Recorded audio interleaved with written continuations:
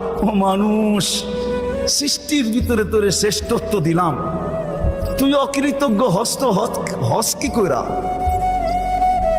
সব অকৃতজ্ঞ হয়ে গেলে মনকে বুঝানো যেত, যুক্তি ছিল যে আল্লাহ কোনো সৃষ্টির কোনো বিনিময় নাই, কোনো প্রতিদান নাই, কোনো জান্নাত নাই, কোনো জাহান্নাম নাই। আমাদের প্রতিদান আছে, প্রতিদান। আমাদেরকে কিনবেন তো জান্নাত দিয়া কিনবেন। আল্লাহ ঘোষণা দিছে, আমি জান্নাত দিয়ে কিনবো, কাগজ দিয়ে না। তোমাকে আমি জান্নাত দিয়ে কিনতে প্রস্তুত। ইন্নাল্লাহ হাশতারা, কোরআন বলে আমি তোমাকে জান্নাত দিয়ে কিনবো।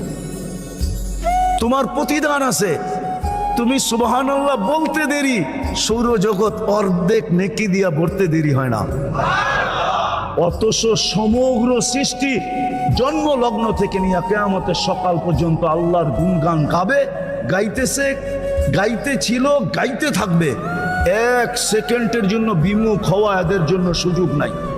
লা ইয়াকফাল ওয়ালা ইয়ালতাফিত, এদিক ওদিক তাকানোরও সুযোগ নাই, বিমুখ হওয়ারও সুযোগ নাই। তারফাতা আইন, চোখের পলক ঝপতে যতটুকু সময় লাগে এতটুকু সময় জন্য আল্লাহ বলে সবগুলা যদি জমা করি তোর এক সুবহানাল্লাহর সামনে বিন্দুও হবে না, বিন্দু।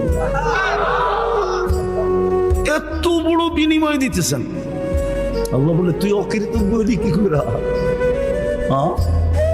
ওই আল্লাহর রহমতের ছোঁয়া আছে দেখা নাইলে 5 বার ডাকে। কে ডাকে? নিজের জন্য ডাকে?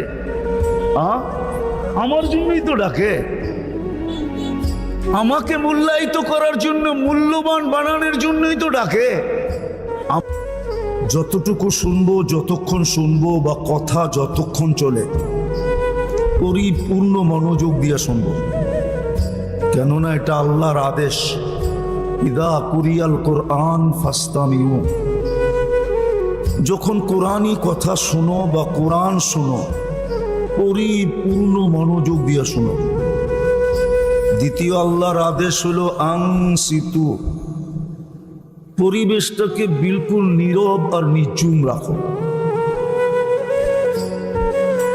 এই আদেশ সবার জন্য, দূরে বসেও যে শুনতেছে তার জন্য আদেশ। মনোযোগ দিয়া শোনো, পরিবেশটাকে নিঝুম রেখা শোনো। লাভ কি হবে? লাআল্লাকুম তুরহামুন,